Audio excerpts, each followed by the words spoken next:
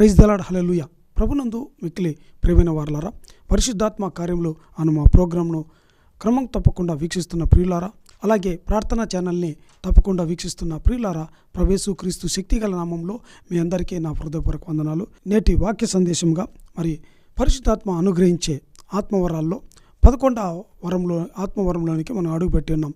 అయితే గడిచిన వారంలో 10వ వరంగా మరి అపోస్తలత్వం గురించి పరిశుద్ధాత్మ దేవుడు అనుగ్రహించే ఆత్మవరాల్లో 10వ వరంగా అపోస్తలత్వం అంటే ఏంటి, మరి అపోస్తలత్వం పరిశుద్ధాత్మ దేవుడు అనుగ్రహించే వరాల్లో ఒక వరంగా, తర్వాత ఈ పరిశుద్ధాత్మ దేవుడు సంఘానికి అనుగ్రహించే పరిచర్యలో అంటే వరంగా అనుగ్రహించే వరాల్లో అపోస్తలత్వం ఒకటి అనేది ప్రాముఖ్యమైనది, మొదటిది అని గడిచిన వారంలో తెలుసుకున్నాం. హల్లెలూయా.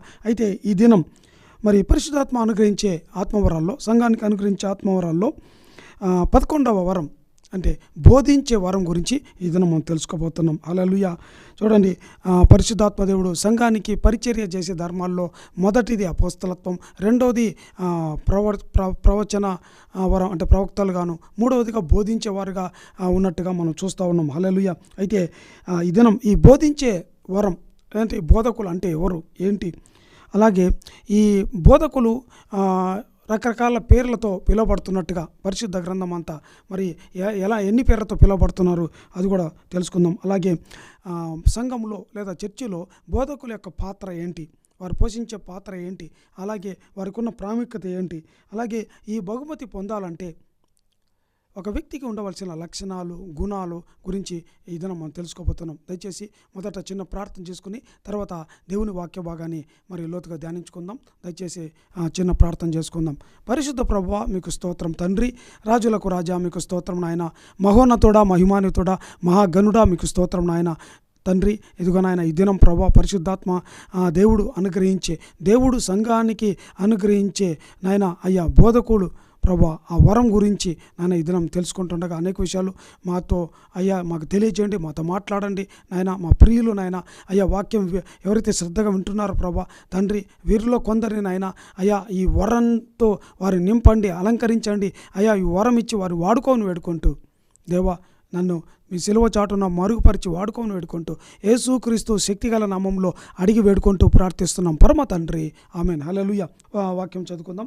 1 కొరింథీ 12:28 మరియు దేవుడు సంఘములో మొదట కొందరిని అపోస్తలుగాను, పిమ్మట కొందరిని ప్రవక్తలుగాను, పిమ్మట కొందరిని బోధకులుగాను, అటు పిమ్మట కొందరిని అద్భుత వరములు చేయవారిగాను, తర్వాత కొందరిని స్వస్థపరచు కృపావరములు గలవారిగాను, కొందరిని ఉపకారములు చేయవారిగాను, కొందరిని ప్రభుత్వములు చేయవారిగాను, కొందరిని నానా భాషలు మాట్లాడేవారుగాను నియమించును. హల్లెలూయా. చూడండి, గడిచిన వారంలో మరి ఇక్కడ 8 రకాల పరిచర్య ధర్మాలు పరిశుద్ధాత్మ దేవుడు సంఘానికి ఇచ్చే పరిచర్య ధర్మం అందామా, లేదంటే వరాలు, శక్తి వరాలు, దాదాపుగా ఇక్కడ 8 గురించి అపోస్తల పౌలు లిస్టు రాసినట్టుగా మనం చూడగలం. అందులో అపోస్తలత్వం గురించి తెలుసుకున్నాం. అలాగే మరి ప్రవక్తలు, కొందరిని ప్రవక్తలుగాను దేవుడు నియమించాడు కదా. ప్రవక్తలు అంటే ప్రవచనం చెప్పువారని, మరి ప్రవచన వరం గురించి ఇది వరకే మనం తెలుసుకున్నాం. ఇప్పుడు ఈ దినం మరి ఇందులో 3వది బోధకులుగాను కొంతమంది నియమించబడినట్టుగా మరి అపోస్తల పౌలు మరి తెలియజేస్తున్నట్టుగా మనం చూస్తూ ఉన్నాం. హల్లెలూయా. చూడండి,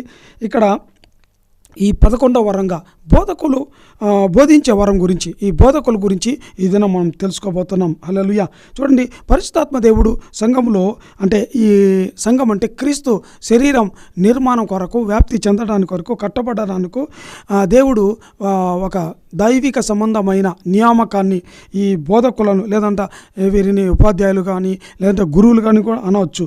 వీరి నియామకాన్ని గురించి మరి అపోస్తల పౌలు 1 కొరింథీ మరి 11:28 చెప్తున్నట్టుగా మనం చూస్తున్నాం. అలాగే ఎఫెసీయులకు రాసిన పత్రిక 4:13 కూడా అపోస్తల పౌలు ఈ జాబితాను అక్కడ 5 రకాల పరిచర్య ధర్మాల గురించి చెప్తున్నట్టుగా మనం వింటున్నాం. హల్లెలూయా. చూడండి, ఈ బహుమతులు, ఈ వరాల్లో మరి ఈ బోధన వరం లేదంటే బోధించే వరం చాలా ప్రాముఖ్యమైనదిగా, ఉన్నతమైనదిగా, మరి చాలా గొప్పదిగా మనం చూస్తూ ఉన్నాం. అపోస్తలత్వం తర్వాత మరి ప్రవక్తల తర్వాత 3వ స్థానంలో బోధకులు ఉంటున్నట్టుగా మనం చూస్తూ ఉన్నాం. హల్లెలూయా. చూడండి, అయితే ఈ దినం ఈ బోధకులు అంటే ఏంటి, ఈ బోధన వరం, బోధించే వరం అంటే అర్థం తెలుసుకుందాం. హల్లెలూయా. చూడండి, పరిశుద్ధాత్మ దేవుడు సంఘాల్లోని ప్రజలను అంటే విశ్వాసులని పోషించడానికి, వారికి బోధించడానికి, అలాగే వారిని రక్షించడానికి ఈ బోధించే సామర్థ్యాన్ని, పరలోక సంబంధమైన ఈ సామర్థ్యాన్ని, ఈ అతీంద్రియ శక్తిని దేవుడు కొందరిని ఎన్నుకొని దేవుడు వారికి అనుగ్రహిస్తాడు, ఈ వరాన్ని అనుగ్రహిస్తాడు. అలా వరం పొందుకున్న వారు అలా వరం అందిపుచ్చుకొని మరి సంఘంలో వాక్యాన్ని బోధించడానికి నిలబడిన వారిని బోధకులుగా పిలువబడుచున్నట్టుగా, బోధకులని అంటున్నట్టుగా మనం చూస్తూ ఉన్నాం. హల్లెలూయా. చూడండి, ఇక్కడ దేవుడు తన వాక్యాన్ని అంటే ఈ లేఖనాలను, బైబిల్ని, ఈ బైబిల్ సత్యాలను ఇతరులకు వివరించడానికి, వారికి చక్కగా స్పష్టంగా తెలియజేయడానికి, అలాగే దేవుని లోతైన విషయాలను వారికి వివరించడానికి, నీతి యందు శిక్షణ చేయడానికి పరిశుద్ధాత్మ దేవుడు ప్రత్యేకంగా ఈ బోధించే వరాన్ని ఇచ్చి అనేకుల్ని దేవుడు ఎన్నుకొని వాడుకునే విధానాన్ని, ఆ వాడుకున్న క్రమాన్ని మనము ఇక్కడ చూడండి. మనం బోధకులు, వారిని మనం బోధకులు అనవచ్చు. హల్లెలూయా. చూడండి, ఈ బోధన అనేది ఆధ్యాత్మిక సంబంధమైన బహుమతి, అంటే పరిశుద్ధాత్మ దేవుడిచ్చే ఒక ప్రత్యేకమైన సామర్థ్యం. దీనివల్ల చూడండి, అనేకులు లేఖనాలను పట్ల అవగాహన మరింత పెంచే విధంగా, ఇంకా ఇతరులకు ఈ ఆధ్యాత్మిక వృద్ధికి, వారు ఆ ఆధ్యాత్మికలో వారు పెరగడానికి, ఎదగడానికి దోహదపడేదిగా మరి ఈ వరం ఉంటుంది. హల్లెలూయా. ఇంకా అనేకుల్ని దేవుని సత్యంలో వారికి తెలియజేయడానికి, తప్పులను సరిదిద్దడానికి, హెచ్చరించడానికి, ఖండించడానికి ఈ వరం అంటే పనిచేస్తున్నట్టుగా మనం చూస్తూ ఉన్నాం. హల్లెలూయా. ఈ వరం పొందిన వాళ్ళు మరి ఇలాంటి పనులన్నీ చేస్తున్నట్టుగా మనం చూడగలం. అయితే మరి సంఘములో అంటే చర్చిలో బోధకులు ఎవరు ఈ బోధకులు అంటే చూడండి, ఇంగ్లీష్లో అయితే టీచర్స్ అని రాయబడింది, మనం తెలుగులో బోధకులను రాయబడింది, ఇంగ్లీష్లో టీచర్స్ అని రాయబడింది. చూడండి, గ్రీకు భాషలో ఈ టీచర్స్ అనే పదానికి డిడాలాస్కోస్ అనే పదం నుంచి ఈ టీచర్స్ అనే పదం మరి ఉద్భవించినట్టుగా మనం చూస్తున్నాం. దీనికి అర్థం ఏంటంటే బోధకుడు అని, ఇంకా ఏంటంటే సిద్ధాంతం మరియు సత్యాన్ని బోధించేవారుగా వీరు ఉంటారని, తర్వాత సంఘంలోని ప్రజలు అంటే విశ్వాసులు వీరిని జ్ఞానములో, తర్వాత విధేయతలో ఎదగడానికి వీరు కృషి చేస్తారని, అలాగే వీరు తోడ్పడతారని, దేవుని వాక్యాన్ని స్పష్టంగా వివరిస్తారని, అలాగే వీరు దేవుని వాక్యాన్ని బాగా అర్థం చేసుకొని దాని లోతైన సత్యాలను మరి ఇతరులకు తెలియజేయడానికి వాడేవారి వారుగా ఉంటారు. హల్లెలూయా. చూడండి, అయితే ఇక్కడ మరి ఇంకొక ప్రాముఖ్యమైన విషయం తెలుసుకుందాం. చూడండి, సంఘంలో ఈ బోధకులకు వివిధ రకాలైన పేర్లు ఉన్నట్టుగా మనం చూస్తున్నాం. పరిశుద్ధ గ్రంథం అంతా మనం చూసినట్లయితే మరి ఈ బోధకులను రకరకాల పేర్లతో, డజన్ కంటే ఎక్కువగా ఆ పేర్లతో పిలువబడుతున్నట్టుగా మనం చూస్తున్నాం. చూడండి, ఈ పేర్లు ఇవన్నీ తెలుసుకున్నప్పుడు బోధకులు అంటే ఎవరో మీకు అర్థమవుతుంది, దాని ప్రాధాన్యత ఏంటో, ప్రాముఖ్యత ఏంటో మీకు అర్థమవుతుంది. హల్లెలూయా. చూడండి, ఎఫెసీయులకు రాసిన పత్రిక 4:13 చూస్తే అక్కడ ఉపదేశకులుగాను మనం చూడగలం. అంటే బోధకులని, ఉపదేశకులని పేరుతో అక్కడ ఆ పేరుని ఆపాదించినట్టుగా మనం చూస్తూ ఉన్నాం. అలాగే పాత నిబంధనలో 1 దినవృత్తాంతము 25:8 తాము సేవ చేయ విషయంలో చిన్నయని, పెద్దయని, అలాగే గురువని, శిష్యుడని భేదము లేక చీట్లు వేసినట్టుగా అక్కడ చూస్తూ ఉన్నాం. చూడండి, ఇక్కడ ఈ వాక్యములో బోధకులకి గురువు అని అనే పేరును ఆపాదించినట్టుగా మనం చూస్తూ ఉన్నాం. హల్లెలూయా.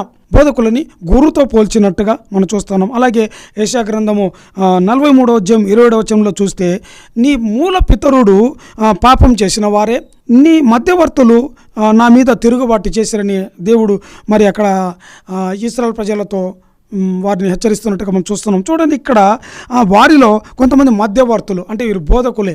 ఈ బోధకులని మధ్యవర్తులుగా ఈ పేరును ఆపాదించినట్టుగా మనం చూస్తూ ఉన్నాం. హల్లెలూయా. అలాగే మత్తయి రాసిన సువార్త 13:52 చూసినట్లయితే పరలోక రాజ్యములు శిష్యుడిగా చేరిన ప్రతి శ్రేష్ఠియు తన ధననిధిలో నుండి మరి క్రొత్త పదార్థములను, పాత పదార్థములను వెలుపలికి తెచ్చునని రాయబడినట్టుగా మనం చూస్తున్నాం. ఇక్కడ ఏంటంటే ప్రతి శాస్త్రీయు బోధకులకుగా మనం చూడగలం. బోధకులు అంటే శాస్త్రులుగా ఇక్కడ ఈ మాటలో మనం చూడగలం. శాస్త్రి అనే పేరును బోధకులకు ఆపాదించినట్టుగా మనం చూడగలం. అలాగే మత్తయి రాసిన సువార్త 23:34 మనం చూసినట్లయితే ఇదిగో నేను మీ యొద్దకు జ్ఞానులను, అలాగే ప్రవక్తలను, జ్ఞానులను, శాస్త్రులను పంపుచున్నారు. మీరు వారిలో కొంతమందిని మరి చంపిరి, వెలివేసిరి. చెరకు అప్పగించితరని ప్రభువైన యేసుక్రీస్తు వారు చెప్తున్నట్టుగా మనం చూస్తూ ఉన్నాం. ఇక్కడ ఈ వాక్యంలో బోధకులు అంటే జ్ఞానులనే పేరు వీరికి ఆపాదించినట్టుగా మనం చూస్తూ ఉన్నాం. హల్లెలూయా. అలాగే మరొక పేరు ఏంటంటే లూకా రాసిన సువార్త 5:17 ధర్మశాస్త్ర ఉపదేశకులుగా, ఆ వాక్యంలో ధర్మశాస్త్ర ఉపదేశకులుగా వారి బోధకులు మనం చూడగలం. అలాగే హల్లెలూయా. యోహాను రాసిన సువార్త 1:38 చూడండి, మరి ప్రభువైన యేసుక్రీస్తు వారు పరిచయం చేస్తున్నప్పుడు యోహాను శిష్యుల్లో ఇద్దరు యేసును చూచి ఆయన వెంబడించి ఆయనతో మాట్లాడుతున్నారు. ఏమనంటే, రబ్బీ నీవెక్కడ కాపురం ఉంటున్నావు అని అడుగుతున్నారు. రబ్బీ అనే మాటకు బోధకుడని అర్థముగా మనం చూడగలం. హల్లెలూయా. చూడండి, మరి బోధకులకి అంటే ఆనాడు సమాజంలో వారిని రబ్బీ అని పిలిచేవారు. హల్లెలూయా.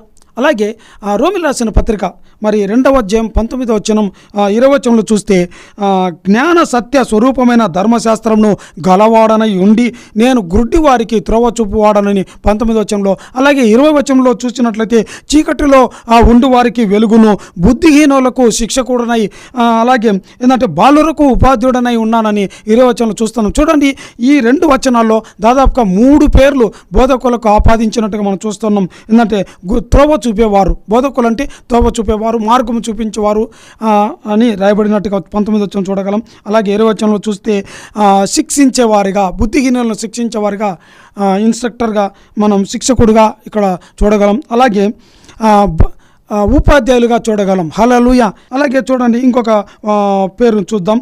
1 దశలోనికి రాసిన పత్రిక 5:12 మీలో ప్రయాసపడు ప్రభువునందు మీకు పైవారై ఉండి మీకు బుద్ధి చెప్పు వారిని మన్నన చేయుడని ఇక్కడ ఈ వాక్యంలో మనం చూడగలం. అంటే బోధకులు అంటే బుద్ధి చెప్పువారు, హెచ్చరించువారు, తప్పులను సరిదిద్ది క్రమంలో పెట్టువారని, ఇక్కడ బుద్ధి చెప్పువారని మరొక పేరు ఆపాదించినట్టుగా మనం చూస్తున్నాం. అలాగే చివరిగా 1 తిమోతి 5:17 చూడండి, బాగుగా పాలన చేయు పెద్దలను, విశేషంగా దేవుని వాక్యాన్ని ఉపదేశించు వారికి రెట్టింపైన సన్మానంకు పాత్రులుగా చేయవాలని అక్కడ మనం 1 తిమోతి 5:17 మనం చూడగలం.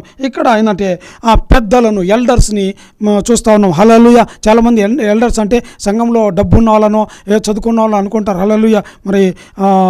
మరి తిమోతి 1 తిమోతి 3వ అధ్యాయంలో చూస్తే 3వ అధ్యాయం 1 నుంచి 10 వచనాల దాకా చూస్తే సంఘ పెద్దకు ఎలాంటి లక్షణాలు ఉండాలో చూడండి. సంఘ పెద్ద అంటే కేవలం డబ్బున్న వ్యక్తి, పరపతి ఉన్న వ్యక్తి కాదు, జ్ఞానం ఉన్న వ్యక్తి కాదు. సంఘంలో బోధకుడని సంఘ పెద్దలు అంటారు. హల్లెలూయా. ఈ వాక్యం ప్రకారం. హల్లెలూయా. అయితే ఇప్పుడు మరొక విషయం తెలుసుకుందాం. సంఘంలో మరి ఈ బోధకుల పాత్ర ఎలాంటిది? హల్లెలూయా. సంఘంలో ఈ బోధకులు చేసే వారి పరిచర్య ఎలా ఉంటుంది చూడండి. మరి పరిశుద్ధాత్మ సంఘానికి అనుగ్రహించే కృపావరాల్లో మరి వివిధ రకాలైన ఆధ్యాత్మిక వరాలు, బహుమతులు, ఎన్నో రకరకాలైన శ్రేష్టమైన వరాలు మనం చూస్తూ ఉన్నాం. హల్లెలూయా. అందులో మరి భాషలు కావచ్చు, తర్వాత స్వస్థత కావచ్చు, ప్రవచన వరం కావచ్చు, ఇంకా అద్భుతాలు చేయడం కావచ్చు. చూడండి, ఇలా రకరకాల వరాలు, చాలా వరాలు ఉన్నప్పటికీ అయితే ఈ వరాలన్నింటినీ మన శరీరంలోని వివిధ భాగాలతో పోల్చవచ్చు. హల్లెలూయా.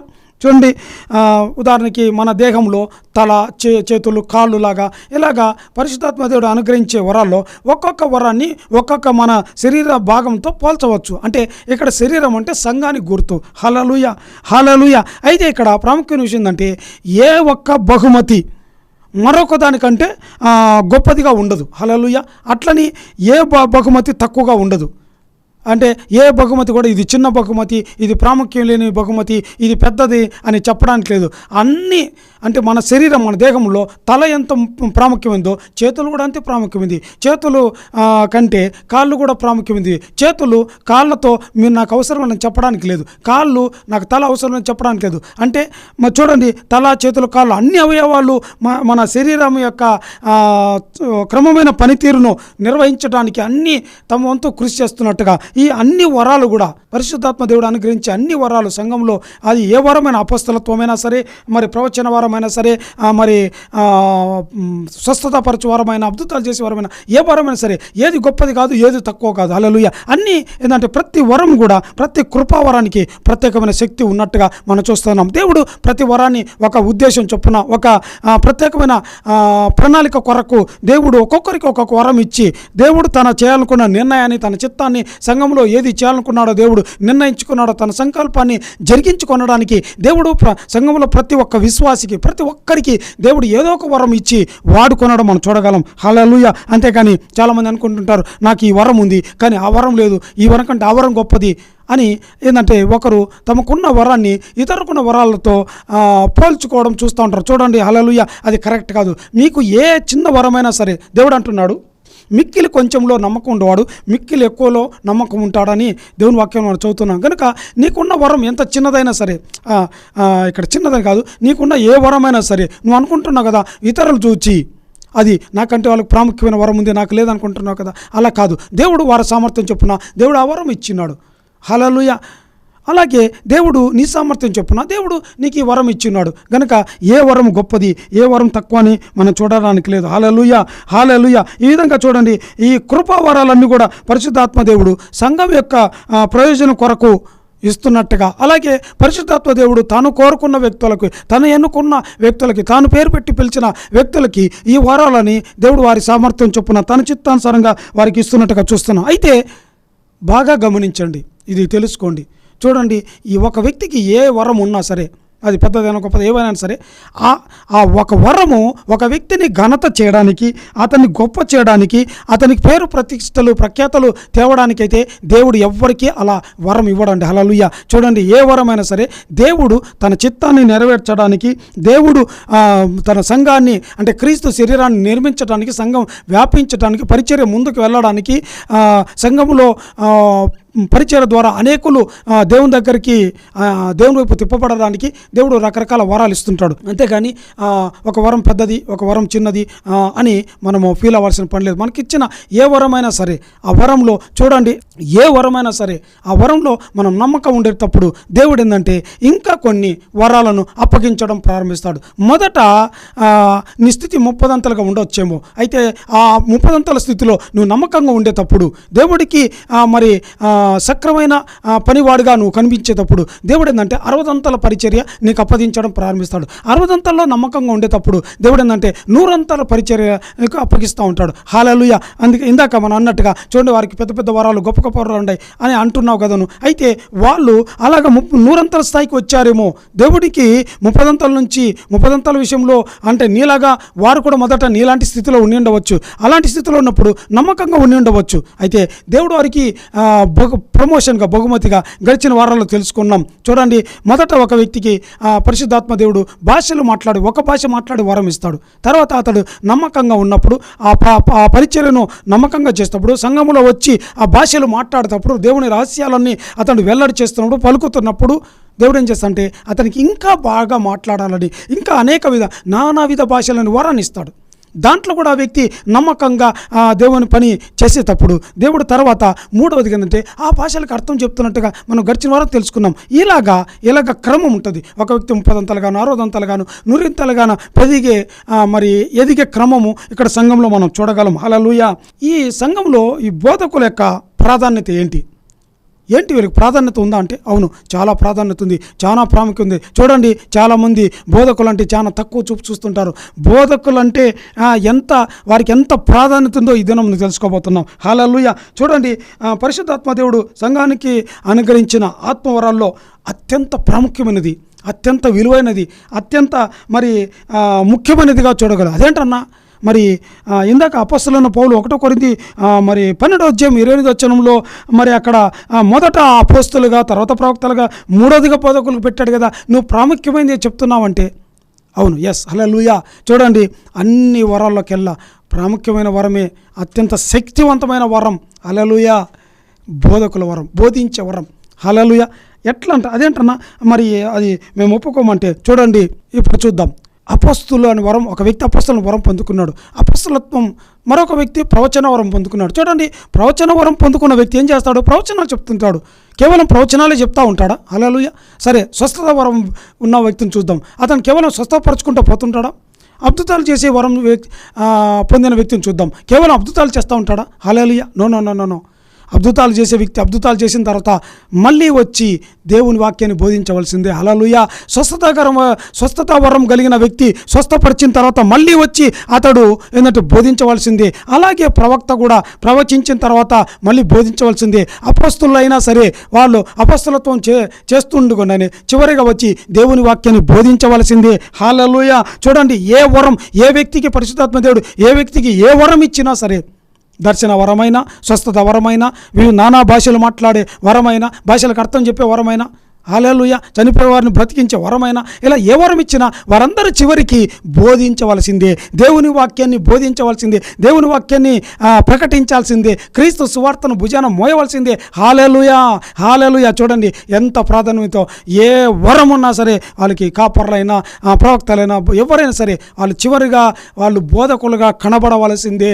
హల్లెలూయా. ఎంతో ప్రాముఖ్యమైన వరంగా మనం చూస్తాం. చూడండి, మరి వీరు ఈ బోధకులు క్రీస్తు శరీరాన్ని, ఆ సంఘాన్ని నిర్మించడానికి, ఇంకేంటంటే సంఘంలో తప్పుడు సిద్ధాంతాలను కొట్టివేసి మరి సరైన అంటే తప్పుడు బోధలను ఖండించి సరిదిద్ది హెచ్చరించడానికి మరి బోధకులు నిలబడుతున్నట్టుగా. హల్లెలూయా. చూడండి, ఈ బోధన అనేది కేవలం సమాచారం అందించడం అనేదిగా అనుకుంటుంటారు చాలామంది. కేవలం సమాచారం అందించడమే కాదు కానీ సత్యాన్ని తెలియజేయడం, అనేకుల జీవితాలను మార్చివేయడంగా, ఇంకా ఏంటంటే తప్పులను సరిదిద్దడంగా, ఇంకా విశ్వాసులను వారి విశ్వాసములో వారిని కట్టేవారిగా, వారిని బలపరిచేవారిగా, అనేకుల్ని దేవుని వైపు తట్టు తిప్పి ఏంటంటే దేవుని వాక్యాన్ని మరింత లోతుగా వారికి పరిచయం చేసి తెలియజేసి ఏంటంటే దేవుని రాజ్యంలో సేవ చేయడానికి, అనేకుల్ని పాత్రులుగా చేయడానికి మలిచేవారే దేవుని సంఘంలో బోధకులు. హల్లెలూయా. సంఘంలో దేవుడు నియమించే బోధకులు. హల్లెలూయా. చూడండి, ఇంకొక ప్రాముఖ్యమైన విషయం మనం తెలుసుకోబోతున్నాం. ఏంటంటే ఈ బోధకుల పాత్ర, సంఘంలో బోధకుల పాత్ర తెలుసుకున్నాం కదా.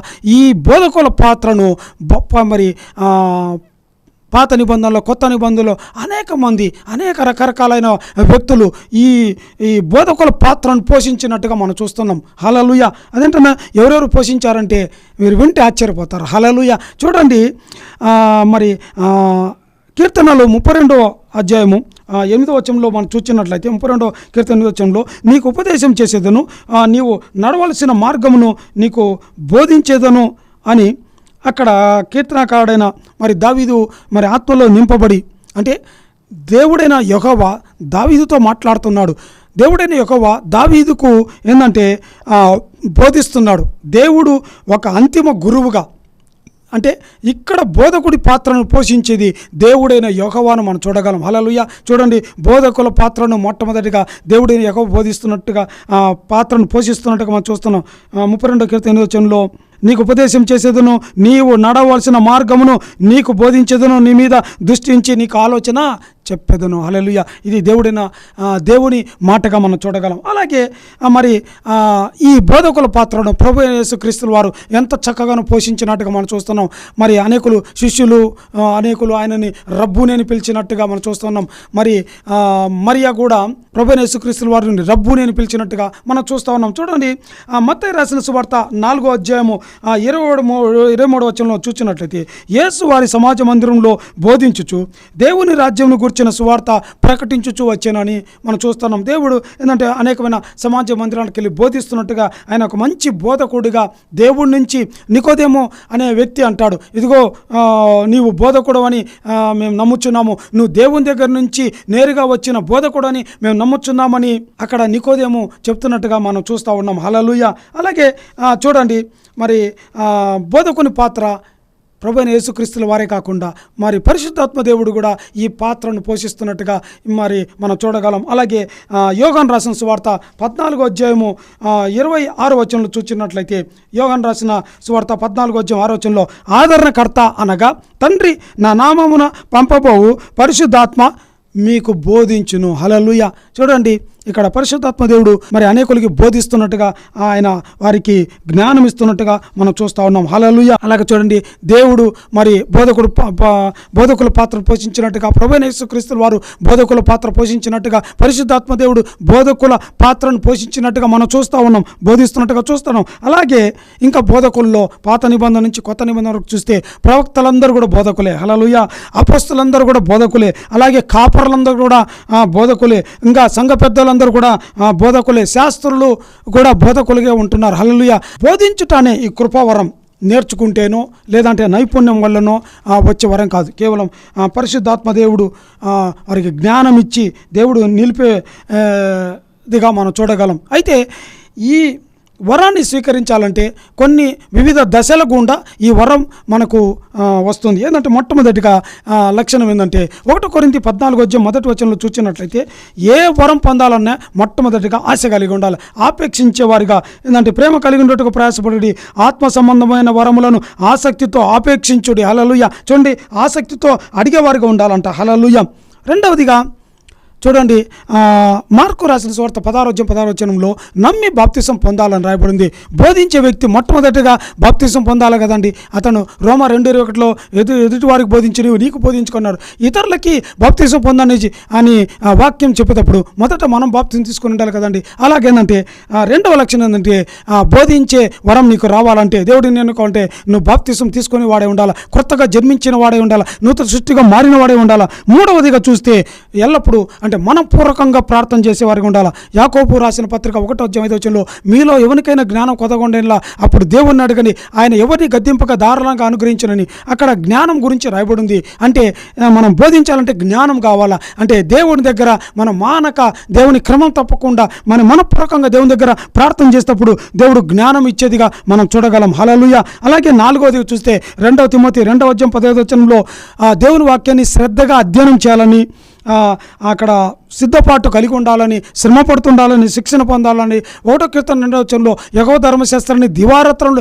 ధ్యానించేవాడిగా ఉండాలని మనం చూడగలం. అంటే ఇక్కడ 2 తిమోతి 2:15 దేవుని ఎదుట యోగ్యునిగాను, సిగ్గుపడనక్కర్లేని పనివానిగాను, సత్యవాక్యమును సరిగా ఉపదేశించువానిగాను నీవే దేవునికి కనపరచుటకు జాగ్రత్త పడము. అంటే సిద్ధపడము. దేవుని వాక్యాన్ని నువ్వు గంటలు చదివేవాడిగా, సిద్ధపడేవాడిగా, ధ్యానించేవాడిగా నువ్వు ఉంటుండాలా.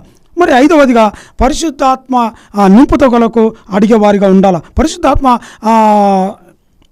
నువ్వు నింపబడే వారిగా ఉండాలి. యోహాను రాసిన సువార్త 14:20 ఆదరణకర్త అనగా తండ్రి నా నామమున పంపబోవు ఆత్మ సమస్తమునకు బోధించన్నాడు కదా. అంటే పరిశుద్ధాత్మ చేత నువ్వు నింపబడిన వారివై ఉండాలి. హల్లెలూయా. చూడండి, ఈ 5 లక్షణాలు నీలో ఉన్నప్పుడు నువ్వు ఏంటంటే బోధించే వరం నీకు దొరకడం ప్రారంభమవుతుంది. హల్లెలూయా. అలాగే ఈ లక్షణాలే కాకుండా చూడండి, వినయ విధేయతలు కలిగిన గుణం ఉండాలి. అలాగే యథార్థవంతుడై ఉండాలి. ఇంకా ఏంటంటే నీలో ఓర్పు కలిగి ఉండాలి. అలాగా నువ్వు ఏంటంటే పరిశుద్ధాత్మ చేత నింపబడిన ఉండాలని ఈ 4 ప్రాముఖ్యమైన వ్యక్తిగత గుణాలు కూడా కలిగి ఉండాలి. చూడండి, చివరిగా పరిశుద్ధాత్మ దేవుడు ఏంటంటే ఈ దినం బోధకులుగా ఎన్నుకోవడానికి దేవుడు చేతులు చాపి పిలుస్తూ ఉన్నాడు. ఈ దినం వాక్యం వింటుండగా దేవుడు నిన్ను పిలుస్తూ ఉన్నాడు. దేవుని పిలుపు అందుకో. దేవుడు నిన్ను బోధకుడుగా ఒకవేళ దేవుడు పిలవాలని ఈ వాక్యరీతిగా నేను పిలుస్తున్నాడేమో. అయితే దేవుని పిలుపుని అందుకో. దేవుని వాక్యానికి లోబడు. దయచేసి ప్రార్థన చేసుకుందాం. Thank you lord. జమ్ రియాకర సరందన రివేశ యరమ దరౌదన రివికర్యాతన నేను యహస్యలెరివే ఎదోన కరపు దానవస్య ఎదోన బహుడర వికరిస్ థ్యాంక్ యూ లార్డ్. తండ్రి స్తోత్రం నాయన, తండ్రి స్తోత్రం నాయన. సంఘంలో ప్రాముఖ్యమైన వరం నాయన, 11వ వరం నాయన, బోధించే వరం గురించి, బోధకుల గురించి కొన్ని విషయాలు నేర్చుకున్నాం ప్రభా. ఎందుకు తండ్రి ఇది మాకు ఎందుకు నేర్పిస్తున్నారంటే మమ్మల్ని నాయన బోధకులుగా ఎన్నుకోవడానికి మీరు ఇష్టపడుతున్నారు ప్రభా. తండ్రి ఇదిగో ఈ వాక్యం ఎవరైతే వింటున్నారో ప్రభా, వారిలో కొందరిని ప్రభా ఇదిగో ఈ వరం ఇచ్చి వారు వాడుకోవడానికి నాయన వారిని సిద్ధపరుస్తున్నారు ప్రభా. అందుకని ముందుగానే వాక్య రీతిగా వారిని హెచ్చరిస్తున్నట్టుగా ఈ బోధకుల వరం యొక్క ప్రాముఖ్యత ఏంటో తెలియజేశారు ప్రభా.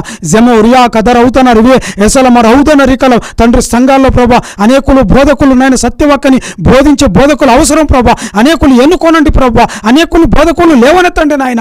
ఓ రిమిష్యాల పర్యత జకోత్యస్య రివీల తండ్రి స్తోత్రం నాయన. అయ్యా ఎవరైతే ప్రభా నన్ను ఎన్నుకోనండి, నన్ను వాడుకోనండి అని ఏషియా ప్రవక్తలాగా అడుగుతున్నారు ప్రభా, లెట్ దెమ్ నాయన. అయ్యా వారు వాడుకోనండి నాయన.